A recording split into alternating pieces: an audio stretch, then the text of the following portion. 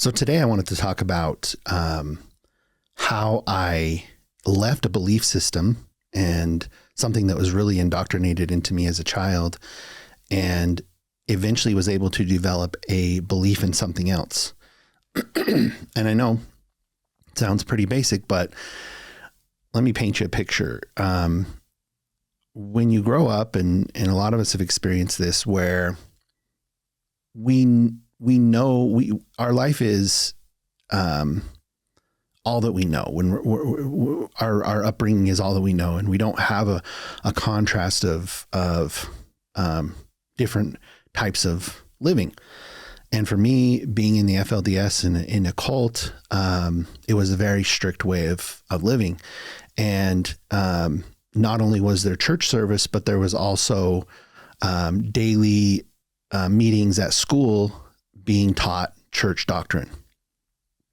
So, by the time I was in 5th or 6th grade, I had gone to hundreds of hours of church services and been indoctrinated into really a certain belief system, which was the Mormon belief system, but with the polygamy. At a certain point in my life, you believe it because it's all you know. And when I decided to leave the religion at 18, while on the surface, I thought to myself, well, I don't believe it. That's what I thought on the surface. But the problem is my subconscious has a different understanding, and my subconscious couldn't rid itself of some of those teachings. And so as an example, all through school, from 1st grade on, I was told that the world was going to end at the year 2000, and I would be about 18 years old at the year 2000. And so throughout my childhood, I believed that I was only going to live till 18, and that was it. I believed it. And it was like fact. It wasn't a sad thing or, this or that. I was just like, oh, it's fact. I'm going to die around the time of being 18. Well, when 18 came around and I decided I was going to leave the religion, those types of beliefs were really tough to eliminate. They carried on for many years into my 30s, where most of my 20s, I was seeking some type of belief outside of what I knew growing up. And I've tried to explain this to a couple of people, but it's really, really tough to stop believing one thing and start believing another, especially when it comes to religion or something related to your soul or, your salvation. And it doesn't just work like, oh, I'm going to leave this line of belief and I'm going to just shift over to this line of belief. Believing something is something that's deep within you, that you know it. And so making that transition from one belief to another is really, really difficult. And it probably fueled a lot of my alcoholism and things when I was just running, from empty void to empty void of trying to pacify myself. It wasn't until my early 30s when I quit alcohol that I started really investigating what I believed. And what I found was there was a lot of residual from the religion that I grew up in. And digging through it and writing my book and going through my life over and over again, I identified a lot of issues that I had with where there was a belief that I had as a child, but then as I grew older and I maybe eliminated some of those beliefs, there was a blank space in my belief where I didn't know what it was going to happen when I died. And I don't really know, it was a very much I don't know. And that can be a sad and lonely place, not having a belief. So as I started researching and going through books and trying to expand my mind as much as possible, I discovered this book called Hearts of the Fathers. And it's a great book by Sheldon Lawrence. It is a fictional book that talks about a man who dies in a car accident, a drunk driving car accident, and goes to the spirit world. The whole book is in the spirit world. I won't ruin the book for you if you go and read it, but it really talks about generational, how our generations are connected, his son and his father, and like how they're connected, and like what their relationship is like, and what the responsibility of that we have to each other, both father, son, and how we're all connected. And it was a really great book and I loved it. But what's interesting is that book opened my mind to read another book called Journey of Souls.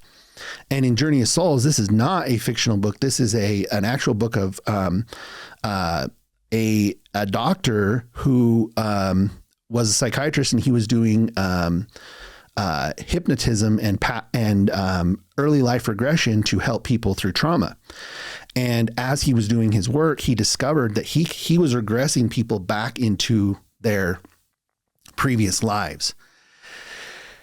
He did hundreds of these, and he wrote a book about it, basically combining all of them into a single story of all these stories that went from one to the next, of what happens when you die, what happens between lives, and what happens when you reincarnate. Now, for me, reincarnation was not a idea I wanted to believe in. Because I haven't had necessarily, I think most of us, it's a challenging idea to think about reincarnating, coming back and doing this again. But the way that he explained it brought a new understanding for me into this subject.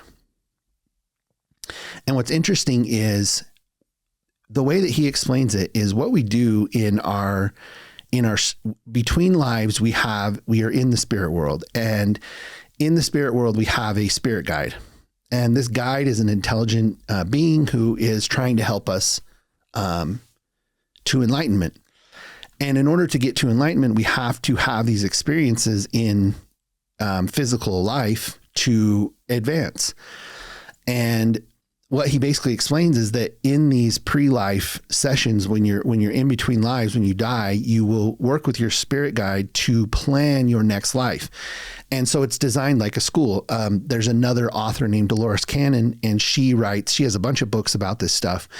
And she also did past life regressions as well. And she writes about how Earth is a school, and it's a school designed to give a soul experience in the physical. And she says that the Earth school is one of the hardest schools that there is. And many people are trying to come here.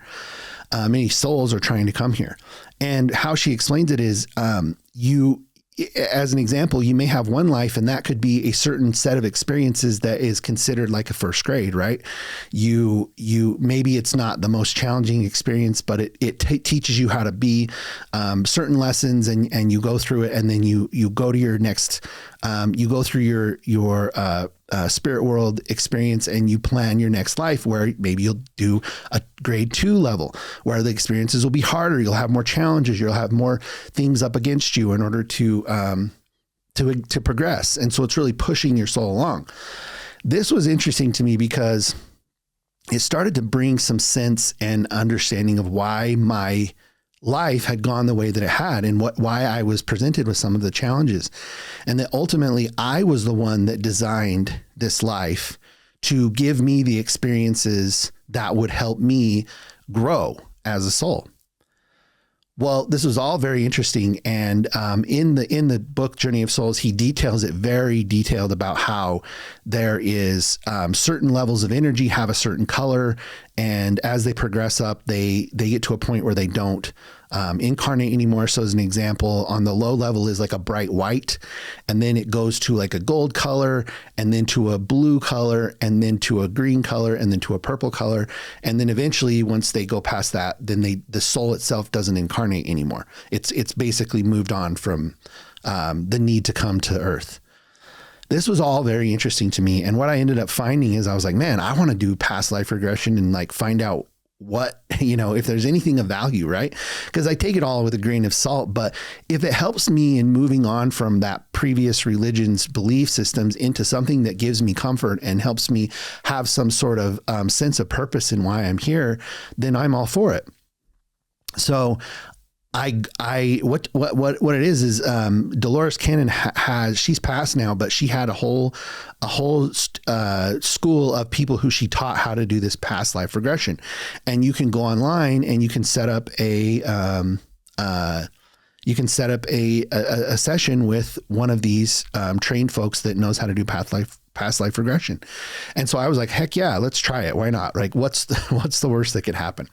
So I meet with this individual, and the practice is similar to it's just a hypnotism type where you relax and you calm down, and then they start to ask you questions. And what's interesting is the answers to the questions will appear in front of you as you're going through this process. So I'll give you an example.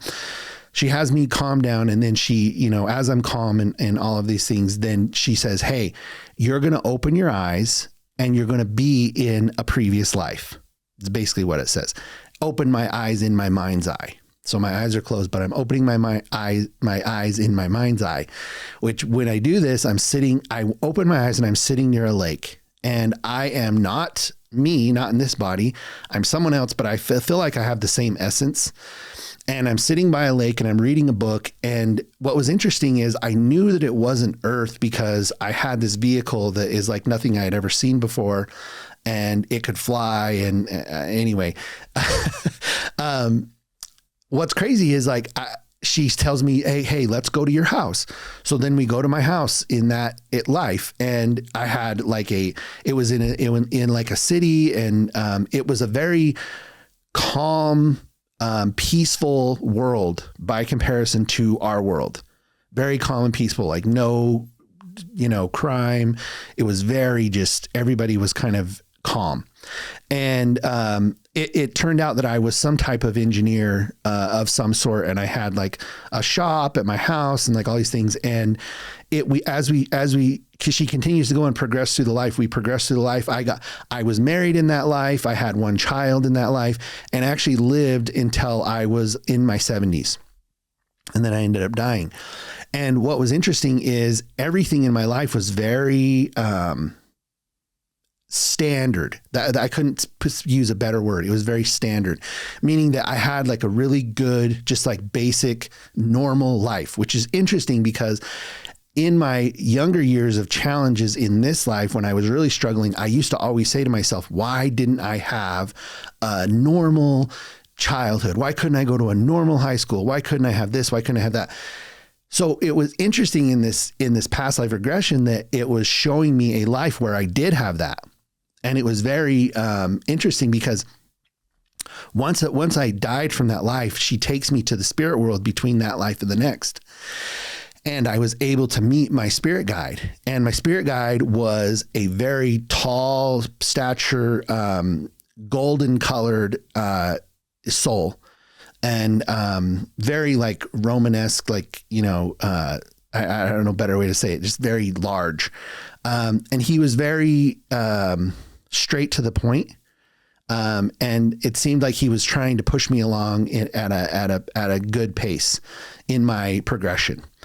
And when I first got there, I noticed there was also another being that was this like purple color that was always kind of in like around, but didn't really speak or say anything, but I could feel their presence, and they were around myself and my spirit guide and some others that I noticed just kind of like around me. The spirit guide said to me, he's like, hey, you had a life, you had an experience in incarnation. And he's like, it was very basic. And are you ready to kind of step it up and take it to the next level from an incarnation perspective? And I was like, yeah, absolutely. Let's do it. So then she tells me, the hypnotist tells me to close my eyes. And then when I open them again, and again, all this is in my mind's eye. When I open them again, I'll be in my next life.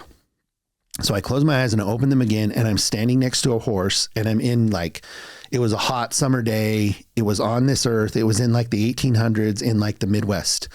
And I was out in the middle of a field with a horse, and I was probably in my early 30s. And she starts asking me questions. She's like, well, where's your house? And so my house was kind of out of town. It was kind of in this little prairie area. and I had a wife. But what was interesting is my wife couldn't have kids, and I could feel that I was very upset about that. But people back then didn't really talk a lot. They didn't express their feelings, especially for a man back then. I was very closed off and didn't express my feelings. And I was kind of like just like a jack of all trades. I would help farmers out, and I would help go hunting for things, and I would help build things in town. And so I was just kind of like a jack of all trades. And then the hypnotist asked me, she said, well, where is your family? Where did you grow up? And I had grown up back East, and the plan was I was going to come out West with my wife. But when we got to the Midwest, Kansas area, if I remember correctly, we had found out that by a doctor that she couldn't have children, and that kind of destroyed my ambition. Like, I didn't want to go any further. I was just upset with her, and I didn't want to finish my plan to go out West and have a crazy adventure. Well, what happened was I ended up helping someone build a water tower in town, and I fell off the water tower and died in my mid-30s in that life. Now, when I go to my spirit guide after that life, he explains, he was kind of upset with me, but upset is the wrong word. He never got angry, but he was just kind of like, hey, why did you stop? That wasn't our plan. That wasn't the plan that we made for you in that life. You were supposed to go out West and have all these experiences that would really help you grow. And you just stopped. You didn't keep going. And I was like, yeah, I don't know. I mean, it was too hard. I had a bunch of excuses, this and that. And he's like, you're never going to grow if you don't push yourself. And so and it's interesting because I kind of took that like I would now. And so I went off after that experience with him, and I went and I planned this really, really tough life that was going to have tons of challenges. And I was doing it on purpose to kind of push him and show him like, hey, I'm going to do this crazy hard life. And he's like, no, calm down. You're not going to go do that because that's going to be disastrous. So I put together this crazy hard life, and I go back to him and I tell him, okay, this is what I'm going to go do. And he's like, great. He's like, this looks perfect. And I was like, I'm going to fail. He's like, you are not going to fail. You can do this. And when I kind of accepted that idea that was like, okay, I'm going to go do this hard life. I went to this purple being and I said, hey, look at this life I've built for myself, and I'm going to go do this. Will you come with me? Will you incarnate with me? Because you incarnate with a lot of the same group that you're kind of with. And this being just happened to be in our group all the time. But they didn't incarnate very often. And they were very high level. And the being said to me, I will come with you, but I'm not going to do the life for you. I will facilitate and I'll come with you, but I will not help you. You have to do it yourself. And so I was like, okay, that sounds good. And so then once others heard that this being was incarnating, a bunch of others wanted to be in on the incarnation and wanted to be a part of it in some way. Well, as we go through this, I incarnate in the next life, and that next life is this life. And that purple being was my mother. And what's wild is if you watch the previous episode that we had here, I had my mom on. She has been through so much, and she's always had this capability to kind of just keep this even keel and this persistence to kind of go on. And she had 9 kids. And so she brought all these people into this world. But ultimately, at the end of the day, she's been a lot of tough love with my mom in pushing us to figure it out for ourselves and be the best that we can. And this just like blew my mind because it was so interesting in the sense that I had forks in the road. I've had major forks in the road in my life where if I wouldn't have quit drinking, I'm certain I would be dead right now. I'm certain of that. I was drinking so much and I was being so destructive to myself. I would have either killed myself or I would have drank myself to death. There was a fork in the road. And I think that if I would have gone that path of staying a drinker, I would have died, and I would have gone back to that spirit guide, and he would have given me a hard time for not sticking with it and finding a path to be successful and to find a way through it. I love this way of thinking. And again, I want to caveat this and say that I'm not telling anyone that they have to believe what I believe. The purpose of this story is to kind of help you see that if you had a struggling, challenging belief system that you no longer associate with or a part of, sometimes that can feel lonely in trying to discover a new belief system that can be helpful for you. And so I think it's important that you continue to research and discover something that really resonates with you, because for me, this resonated with me. And what I found with it was it helped me look at the long term of my existence, not just in this life.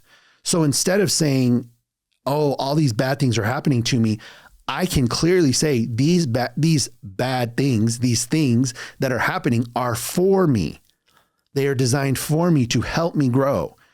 And what that's done for me is it's helped me completely alter my viewpoint on this life.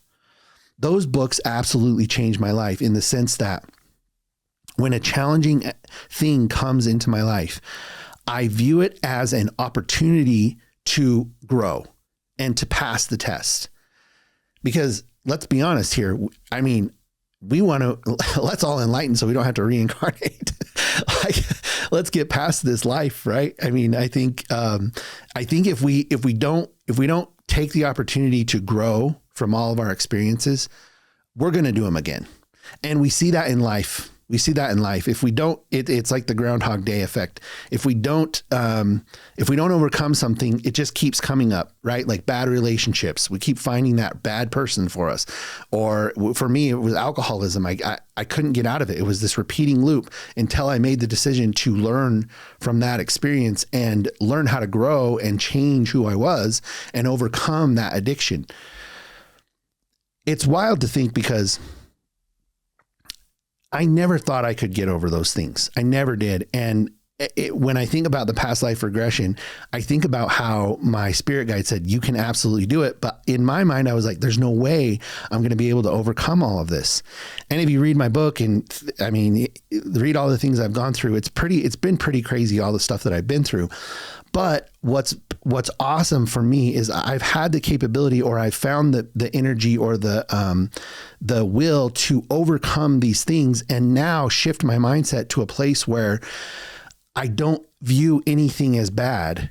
And I don't say that with any lightheartedness. What I mean by it is that when something comes and it's challenging, it is for me. It's for me. It is not against me. Things aren't happening to me. They're happening for me at all times. And so if you view that from a perspective of, hey, let's look beyond this life. Let's look to the point where we have to come here 10, 20, hundreds of times. How do we want to make the most of these experiences? Because the way that the books explain it in Journey of Souls, it said that when we're in the spirit world, we can't grow like we can when we're in life. And so the way I look at that is it's almost like you're an NBA player and like you practice not in a game. So the practice while you're making all those shots, that's cool, but it doesn't really count unless it's in the game. And so you can in the spirit world, we can learn from our mistakes. We can see where we made difficult challenges. But the problem is, in the spirit world, we have the understanding of the all.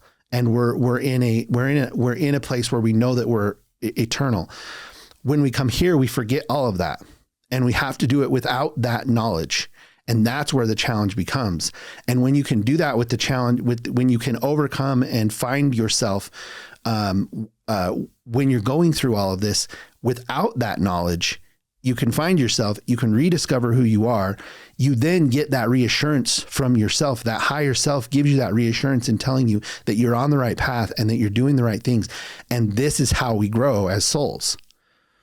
So I hope that this is a helpful message for people, because for me, I struggled for almost a decade in trying to discover or find a belief. And now when I suddenly found this understanding, it completely changed and shifted everything that I understood about this world, because then I understood that, this is something that I've designed for myself to challenge myself to become a better soul, to grow in my eternal existence. And I'm not going to grow if I can't do it here. If I can't do it in this life, I'm not going to grow. So when you think about when you're thinking about eternal existence, there are souls that just don't do anything for millions of years. And, you have all the time in the world, so it doesn't really matter. But I just think it's interesting. It's an interesting way to think about it. And I hope that this was, thought provoking at the least, in just helping people kind of think about, hey, what am I doing? Where am I going? And again, if you have some sort of belief that is alternative to mine, that is okay. I want everyone to have that. I want everyone to have some sort of belief that gives them, that burning in their soul that they know that it's right. And that helps them be a better person ultimately. So, this has just been, my experience, and hopefully it is an experience that helps you, understand that there is the possibility to find something after such a traumatic event like I went through, going through that religion, and there is the capability to find yourself and to find a new belief system that you can truly invest in.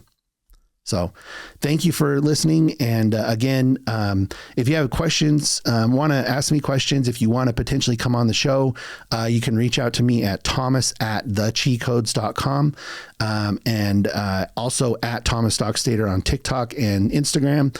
And you can message me there, and we can plan something. So thank you so much for your time today.